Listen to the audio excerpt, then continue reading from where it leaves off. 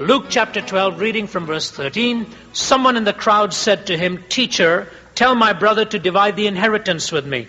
Jesus replied, "Man, who appointed me a judge or an arbiter between you?"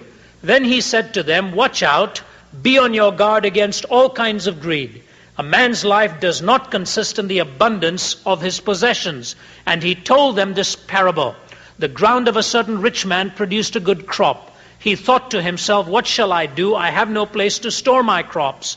Then he said, "This is what I'll do. I will tear down my barns and build bigger ones, and there I will store all my grain and my goods. And I'll say to myself, you have plenty of good things laid up for many years. Take life easy, eat, drink, and be merry."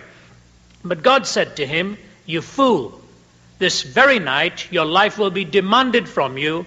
Then who will get what you have prepared for yourself? This is how it will be with anyone who stores up things for himself but is not rich toward God." The German philosopher Nietzsche was born in 1844, died in 1900. He died at the age of 56. Lived a very full life, and a man who pursued a lot of philosophical thinking. Many modern contemporary philosophers who are dealing at the academic level debate an awful lot as to how sophisticated Nietzsche really was in his own philosophical thinking. I'm really not here to debate that. I do not know enough of philosophy to do that. But I do want you to know that this man had thought through certain positions and decided that if those positions were true, the outworkings were going to hold true also, and that I believe wholeheartedly. He was the son of a Lutheran minister. Both of his grandfathers were ministers. He worked as an orderly during the war, and somehow in that war began to think more deeply while he was taking care of some of the wounded, and for some unexplainable reason lost his faith in God.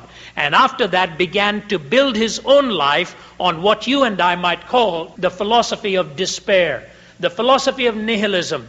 Nihilism comes out of the Latin, which really means nothingness, and he believed that life consisted of basically nothing substantive. He just built it on a philosophy of despair, which was not a moment, but a way of life. Follow, for example, as I read for you this particular parable that Nietzsche wrote entitled "The Madman." Have you not heard of that madman who lit a lantern in the bright morning hours, ran to the marketplace and cried incessantly, "I'm looking for God, I'm looking for God." As many of those who did not believe in God were standing there, he excited considerable laughter. "Have you lost him then?" said one. "Did he lose his way like a child?" said another. "Is he hiding?" said a third. "Maybe he is afraid of us, or has he gone on a voyage or emigrated?" So they shouted and laughed him to scorn. But the madman sprang into their midst, pierced them with his glances. "Where has God gone?" he cried. "I'll tell you. We have killed him, you and I. We are all his murderers." But how have we done this? How were we able to drink up the ocean? Who gave us a sponge to wipe away the entire horizon? What did we do when we unchained this earth from the sun? Where is this earth moving now? Where are we moving now? Away from all suns, maybe? Are we not perpetually falling backwards and forwards and sidewards in all directions? Is there any up or down left? Are we not straying through an infinite nothing? Do we not feel the breath of empty space? Has it not suddenly become colder? Is not more and more night coming upon us all the time? Must not lanterns have to be lit in the morning hours? Do we not hear anything yet of the noise of the grave diggers who are burying God? Do we not smell anything yet of God's decomposition? God's decomposed too, you know, and God is dead. He remains dead, and we have killed him. How shall we, the murderer of all murderers, now compose ourselves? For that which was the holiest and the mightiest of all that the world has possessed has bled to death under our knives. Who will wipe this blood from us? With what water can we purify ourselves? What festivals of atonement? What sacred games will we need to invent? Is not this the greatest of deeds too great for us to handle? Must not we ourselves now have to become God simply to seem worthy of what we have done? There has never been a greater deed, you know, and whoever shall be born after us because of this deed shall be part of a different history than all history hitherto. Here the madman fell silent and again regarded his listeners. They too were silent, and they stared at him in astonishment. At last he threw his lantern to the ground, and it broke and went out. "I came too early, maybe, My time has not yet come. This tremendous event is still on its way, still traveling, and has not yet reached the ears of men. Lightning and thunder require time. The light of the stars requires time. Deeds require time even after they've been done before they can be seen and heard. This deed is more distant from them than the distant stars, yet they have done it themselves. It has been related further that on the same day, this madman entered diverse churches and there sang a requiem aeternam Deo. Led out and quieted, he is said to have retorted each time, what are these churches now if they are not the tombs and sepulchres of a dead God? God is dead, we have killed him. That's powerful. And I think its power is missed unless we understand that Nietzsche really believed this. He really believed that his philosophical knife had carved out the deity to such an extent that there was no possible resurrection for him now. And if churches were going to be built, they were going to be but tombs of a dead God, like a sepulchre, and people come there to offer their eulogies. God has been dethroned, God has been denuded. In fact, God has now been rendered non-existent. Now, ladies and gentlemen, if that is true, if it is possible, and please notice the conditional statement here, if it is possible to believe that God doesn't exist, I'm really not sure that it is possible to do that. Even Bernard Shaw, with all of his skepticism and atheism and so on, at one point in his life said, I am an atheist who has lost his faith. It is so significant that I do not believe it is logically possible to be an atheist and live consistently. At least I find it inevitable. The logical outworking of a non-existent God has horrendous implications. Let me just take you through it with three main conclusions. If God doesn't exist, what choices may I then make? If God doesn't exist, what choices am I forced to make? And you tell me at the end of it whether you can live logically having made those choices. The first choice you're forced to make, if there is no God, is you'll be forced to mistake man to be God. If there is no ultimate, infinite, absolute being, you are left with a finite, limited, relative being, and you and I will have to play God. Isn't it true that if God is dead, Malcolm Muggeridge said it, if God is dead, somebody is going to have to take his place. And he says it'll be either megalomania or erotomania, the drive for power or the drive for pleasure, the clenched fist or the phallus, Hitler or Hugh Hefner. That's what Muggeridge said. If God is dead, somebody is going to have to take his place, either the dominating autocratic ruler in a totalitarian regime or the drive for pleasure where all parameters are removed and we choose the angles at which we want to fall. So if God is dead, somebody has to take his place, and it ends up being man. After all, we are not going to take guinea pigs to be gods. We're going to have to become gods of our own. Now, when man plays God, we often talk of the philosophy of humanism. I'm not sure we always understand what we mean by humanism, so let me define it. Humanism is basically where man is the measure of all things. Where man is the measure of all things. And I'm using it now in a more derogatory slant, contrary to the philosophy of humanism that had the nobility of man. I'm now going to take to the crassness of man that can emerge if we become the measure of all things. Go back to the Garden of Eden, because I believe humanism is the second oldest religion in the world. Man endeavoring to live in Eden without the boundaries set by God. That's exactly what Eve wanted to do. She wanted to live in Eden without the boundaries of God. And Adam ended up in the same way. Rather than God being the measure of all things, they wanted themselves to be the measure of all things. Don't you remember? Satan says to Eve, the reason he's asked you not to do this, because in the day that you do it, you will become as God.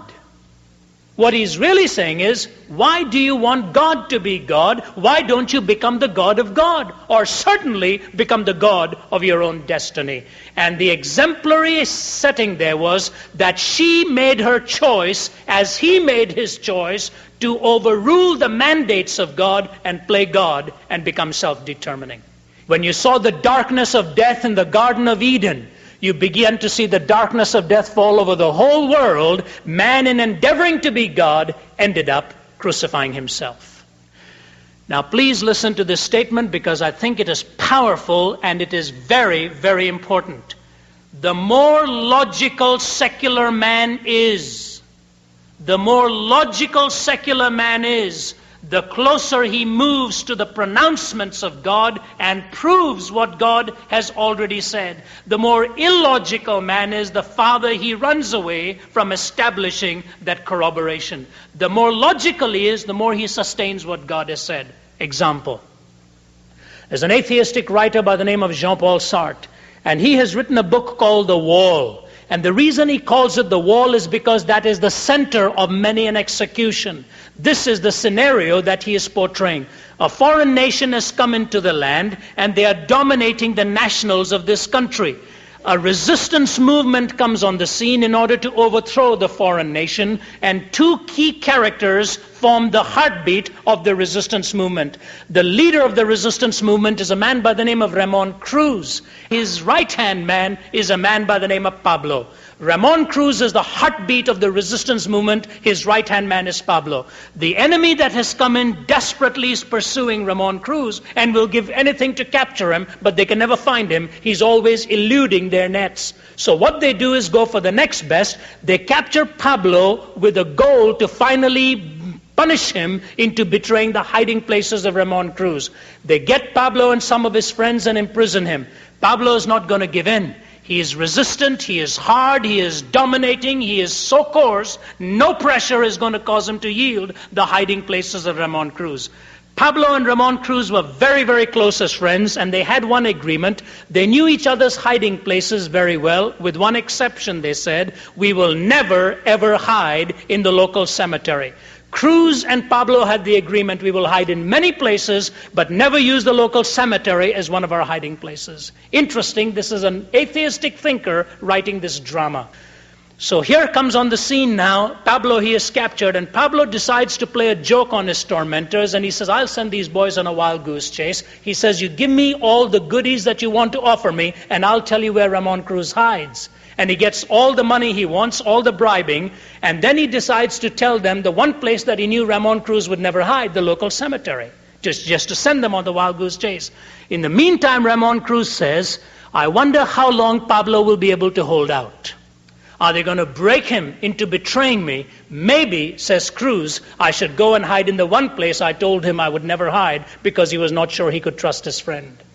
So he goes into the cemetery and hides there, and the soldiers come, comb the place, find him. They are absolutely ecstatic, and they take him over to the wall and execute him. They go into the prison to thank Pablo for betraying his friend. They're going to open those broad prison gates and let him out and tell him they were so grateful he'd been bribed into betrayal. Pablo cannot believe it. When he finds out that they have trapped his friend because of his own betrayal, on the one hand he condemns himself, on another hand he's angry because his dearest friend did not trust him. And that mutual sense of distrust leaves him with ambivalent feelings, not knowing whether he was glad he'd done it because he'd betrayed a friend, or whether he was upset that his friend had actually betrayed him in the process by not trusting him. So here is the pathos with which he is released. The doors are open and he walks out to stare into the gray clouds, and then the book, in typical atheistic anticlimax, ends this way. He walked out and he looked at his surroundings and he says this, I laughed and laughed and laughed. I laughed so hard that I cried. I laughed and laughed and laughed. I laughed so hard that I cried. It may as well end up by saying, I cried and cried and cried, and I cried so hard that I laughed. What is he saying? I think we can capture it beautifully with the following illustration. Malcolm Muggeridge, who lived quite a sensuous life, tells the time he was attending a cocktail party with many, many celebrities, and Muggeridge was a very blunt journalist. He goes up to an attractive woman who he knew had been seduced by a famous author whom I shall leave unnamed. So Muggeridge goes up to this woman and he says to her, can I ask you a question? She says yes, holding on to her drink in all of her lovely attire, looking prim for the occasion. He says to her, how does a man of such noble letters and such noble standing, how was he ever able to seduce you? She looks at him rather stunned for a moment, wondering how he'd ever found out.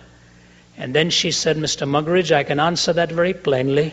I was attending a cocktail party standing near a stairway when he was at that party, and he came over to me and he looked at me and grinned, and he just said one sentence to me, and I'll have to mask it and make it milder to retain some sense of decency here.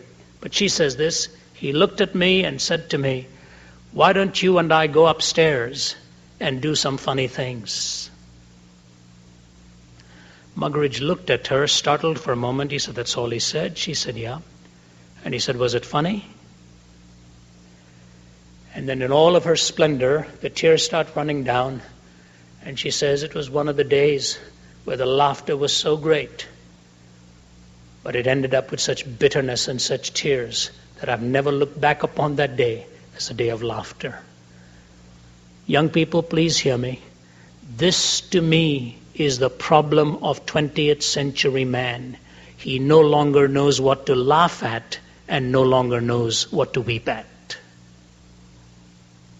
So you turn on your television screen, and before you know it, you're looking at a seduction yourself, and instead of weeping at it, you're watching an intrigue as the story unfolds.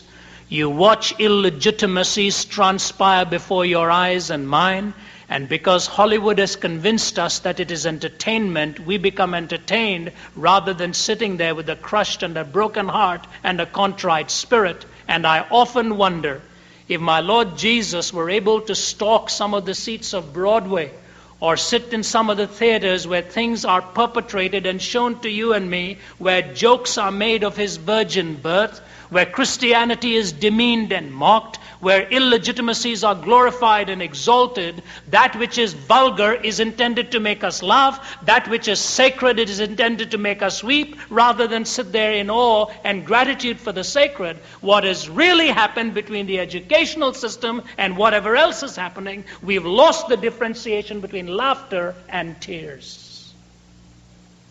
It is vitally important what you laugh at. It is vitally important what you weep at. What breaks your heart tells God who you are. What makes you laugh tells God who you are. The ability to handle emotions in legitimate expressions. Instead, some of the things we see, for example, maybe that's what our genetic engineers are doing in test tubes now, engineering with all kinds of chemicals till we are talking about this super race that they're going to come up with. One of America's leading senators was in conversation with 4 or 5 of us faculty members when I was teaching at the seminary in Nyack, and he said this. He said, "I have spent 3 of the most frightening hours of my senatorial life. I have just been in the presence of a group of genetic engineers, and what lies ahead is frightening." Maybe that's what we're doing with the drugs. Maybe that's what Hitler was doing when he was massacring 6 million of them. And then we stand up and hear defenses of all of these. Maybe that's what is happening in some parts of the Middle East today, where a man can sit into a jeep, blow through a barricade and knock a building down with large number of people dead, and while he's driving that jeep, do so with a smile across his face, thinking he's doing the gods a service.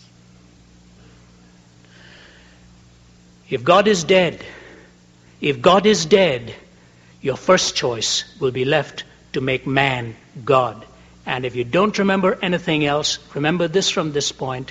If you make man God, you can be sure it will not be an abstraction such as man becoming God. Some men will become God. Some men will become God. The Hitler or the Hugh Hefner, as I said.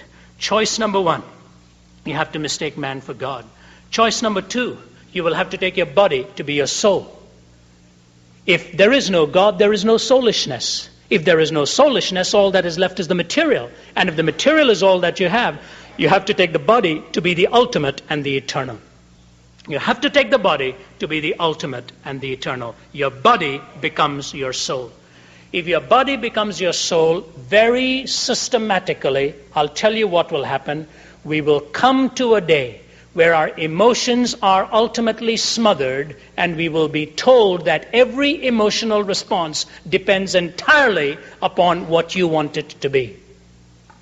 I could give you a very powerful illustration on this, and you will have to follow along very, very carefully. C.S. Lewis has written a book called The Abolition of Man. Please notice the title, The Abolition of Man.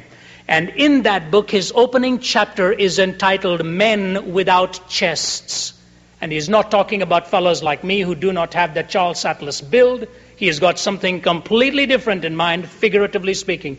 He said, I opened a book the other day. I shall call it the Green Book, but be sure the book really exists. It is written by two authors, whom I shall not name for you. I shall call them Gaius and Titius. But the book exists and the author exists. The Green Book written by Gaius and Titius. He said, when I opened that book, it was teaching children about ethics and morals and values. And Gaius and Titius do not believe there is any such thing as absolute values. So how they were teaching the children was this way. This is what they said. When you take your boy for a walk, and you take him in front of a waterfall, and your little boy looks at the waterfall and says to you, my mother, that waterfall is sublime. Now, your son may not use such words like that. Be of good cheer, this is an Englishman's illustration. There is no such thing as a sublime waterfall. You stand there, look at the enormous falling of water, you feel dwarfed, so you say, my, isn't that sublime? What actually happens, say Gaius and Titius, the waterfall seems so great, you seem so small, and your glands within your body begin to secrete certain juices. Those juices, when they are secreted, give to you a feeling, which scholars interpret and psychologists tell you is a feeling of viewing sublimity, but there's nothing sublime out there. It's only the glands secreting juices which give you a feeling, which some people say is the feeling of sublimity.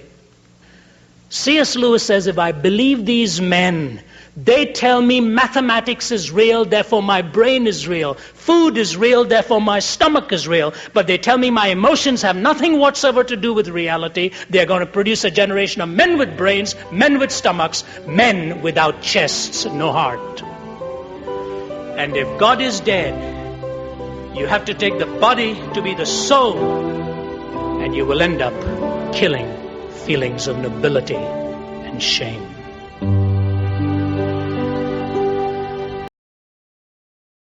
The logical outworking of a non-existent God has horrendous implications.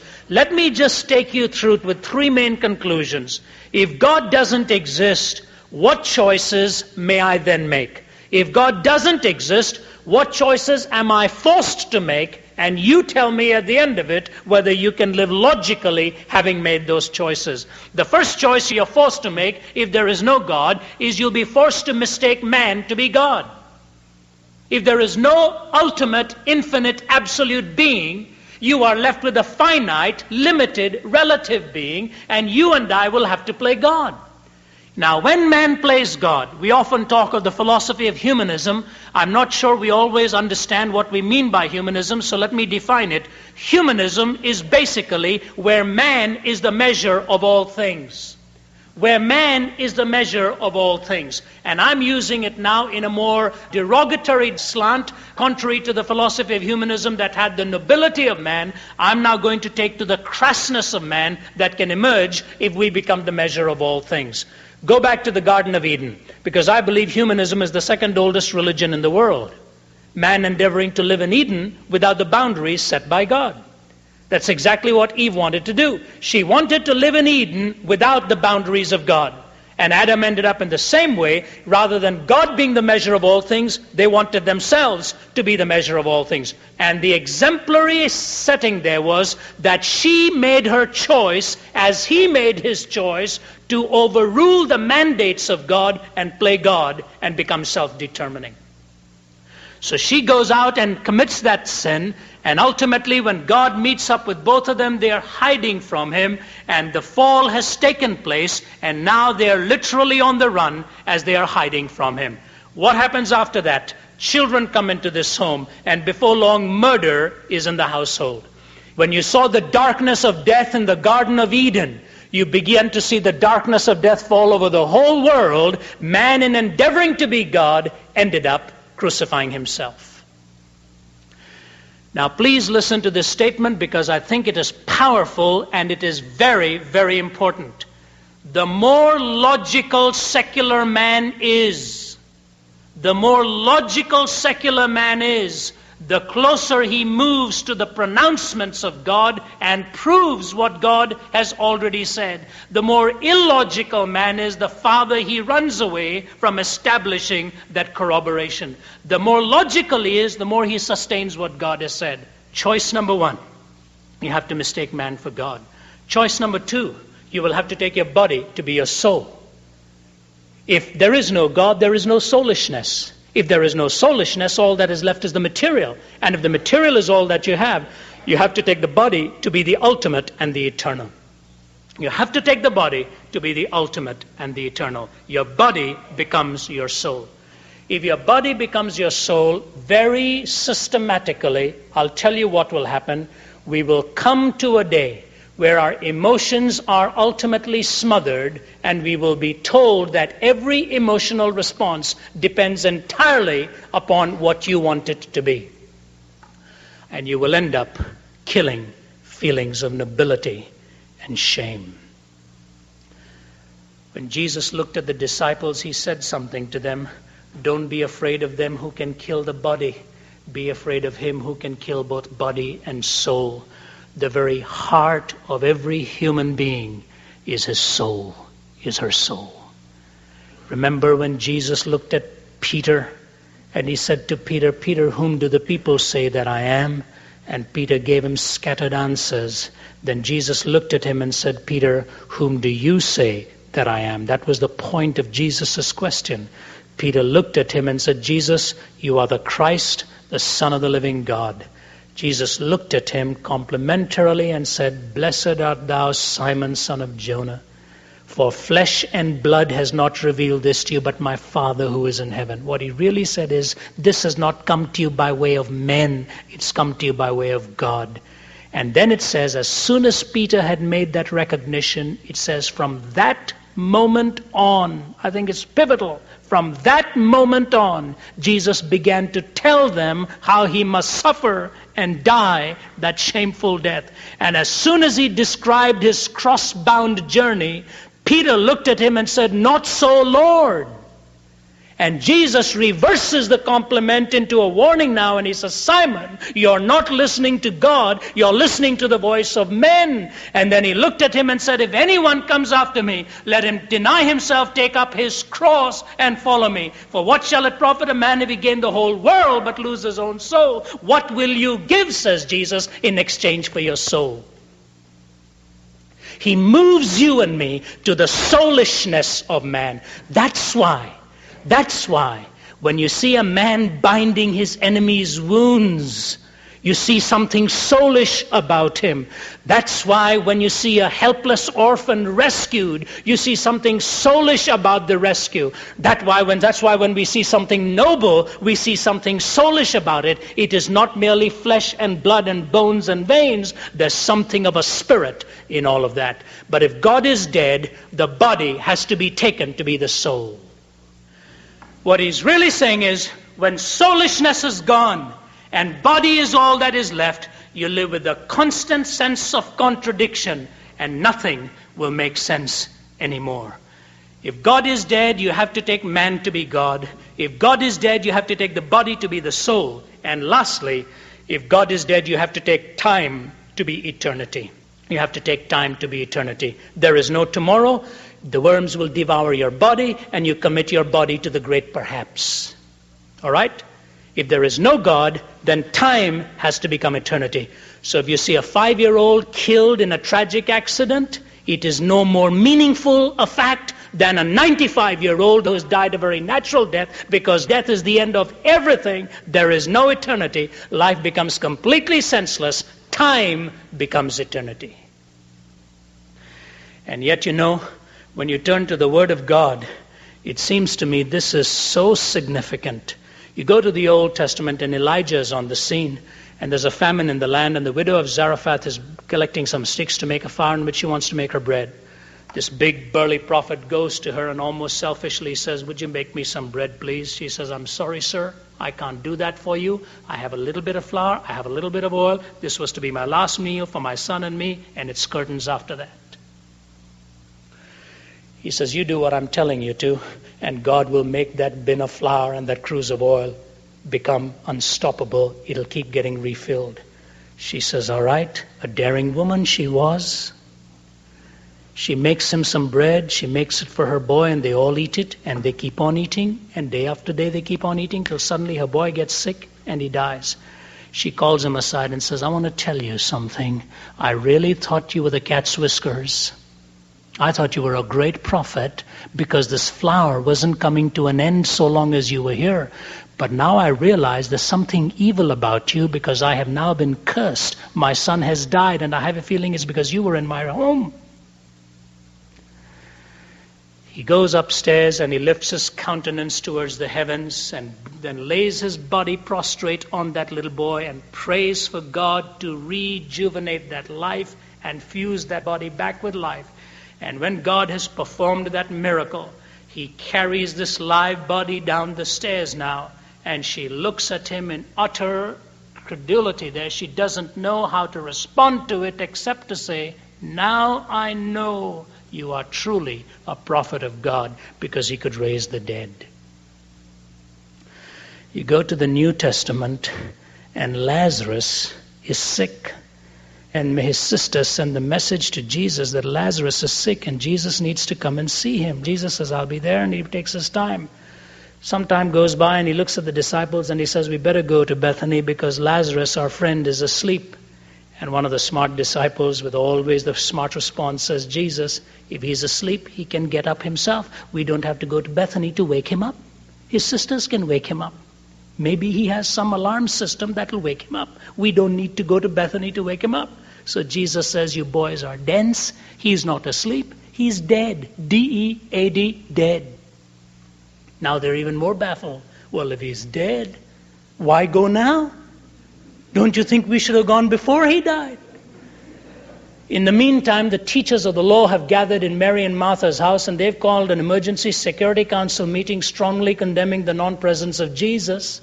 And they say, if Jesus had been here, your brother would never have died. And Mary and Martha agreed, till somebody comes and whispers and says, Martha, do you know Jesus is entering the village? So she slips away quietly and goes to him and says, you know, Jesus, if you'd been here, this would never have happened. In the meantime, somebody goes to Mary and says, do you know that Jesus is here? And Martha is talking to him. She runs out and says, you know, Jesus, if you'd been here, this would never have happened. The Pharisees said so, the disciples said so, Mary said so, Martha said so. And Jesus goes now and he says, roll away the stone and let me return to the dignity of the King James Version now. One of them says, we'd better not, his body now stinketh, which basically means it stank, And Jesus says, roll away that stone. And then as he cries to the heavens and asks God to glorify himself at that moment, I think the greatest story ever told captured it beautifully. The camera did not focus on the tomb. It focused on every individual as they stood there, looking in complete shock at this person that's emerging from the tomb alive. And one man looks at the man walking out, looks in the other direction, does a triple take and a quadruple take, and finally turns off in the direction of Jerusalem as fast as his feet could carry him. And he's pounding his feet on the ground and his fist is in the air as he shouts out and says, Messiah has come. Because he'd seen the power of the resurrection of a dead man. But to the man without God, there is no hope. If you live by Nietzsche's philosophy, that's it. But if you live by the teaching of God's word, that isn't it. The verse that led to my conversion on a hospital bed of suicide, that changed me dramatically, was when Jesus looked at them and said, because I live, you shall live also. Because I live, you shall live also. Without God, you have to take man to be God. You have to take your body to be your soul, and you have to take time to be eternity. I want to close with 3 illustrations juxtaposed, and they are short ones. Please listen carefully. This is a true story. A young man married to a lovely young girl by a friend of mine who had officiated at the wedding. He thought they were the finest couple he'd ever met and so thrilled that he'd had the privilege of marrying them. Both of them brilliant young minds, scholars and scholarships. 7 or 8 months after they were married, in the early hours of the morning, the pastor received a telephone call from this young man saying, "Pastor, please hurry and come to my home." And he was just sobbing uncontrollably. And the pastor said, "Why? What's the matter?" He says, "Because I think I have killed my wife." The pastor thought something strange. He's not making sense. He just banged the receiver down on the cradle, got into his car, drove over to this apartment where the door was open, and the young lad was sitting there on his bed, sobbing his heart out, and the corpse of his wife on the bed. He said, "What happened?" It took a long, long time, through sobs and sobs and sobs and repentance and pleading, to turn the clock back by an hour or so. See, this girl had become pregnant, and she said to her husband, "I don't think this is the right time for us to be having a baby. You're in medicine. I'm going to be a professional. It's too early in our life for us to have a child." He said, "I realize that, but if this is what has happened, let us take it from God. We didn't plan the birth of this child." She says, "I know, but I don't think we're ready for this baby. It'll ruin our careers right now." Through the long and the short of the argument and the emotional storms that raged within them, she said, "Look, there's only one way out of this, and that's for me to get an abortion." He says, "We can't do that. I've stood on the university platform and decried it. I cannot ask for that. What a fool, what an idiot I'll be. I'll lose my testimony in what I've said." She said, "All right, then I'll go out of town elsewhere and get it done." He says, "No, if this is ever found out, I'll be in serious trouble." Finally, she said, "All right, let's settle it one way. When you are in your classes, get the anesthetic, bring it home, and you perform the abortion right here," a young med student. And he brought all the equipment that he thought he needed. He had had very little training in anesthesiology, injected the anesthetic into her system, gave her an overdose, and lost her. And now he just stood there without any sense of composure of any kind, except to put the words together, "I killed her, I killed her, I killed her." The whole city read about this. Even the district attorney in that city was so shaken up. As a matter of fact, the first time I heard this story, I was being introduced to this DA, and only then the story was told to me as to how the pastor and this man first met. And if your heart goes out for this boy, it is not without a sense of pathos. Your heart goes out to him, caught in the quandary of a trauma that he desperately tried to rescue himself from. He made a fatal mistake and played God. It is a dangerous thing to play God. You relieve God of a very solemn responsibility and take it upon yourself. When the film the day after was being shown, I didn't see the whole thing. I was out of town, saw the last few minutes, and so I don't know the story. I just remember that this pathetic-looking individual with sunken cheeks and eyes and extremities that seemed so twisted and distorted now, almost like the pictures of the Holocaust you would see in some museum in Israel or something. And he's walking back emaciated to his town that is now a pile of ash and rubble. And he approaches his home. And as he sees his home a pile of stones, he sees 2 or 3 equally beleaguered human beings with hardly any life in them sitting on a pile of stones. And it happened to be his pile of stones. So he comes and wants to shove them away, but he doesn't have any strength to do that till the other one symbolically puts his arm around him, almost as if to say, "Listen, my friend, the very nature of man that wanted to shove somebody off, in one sense, is the same pressure that's asking you to shove me off your pile of stones. Let's just sit here in our misery." And as they sit there in their silence with their arms around each other, there's absolute silence in the backdrop as the credits are being given. If you were to ask me what song would have been appropriate as the credits were being given, I would have recommended the one by the King Crimson Rock Group. This is the way it goes.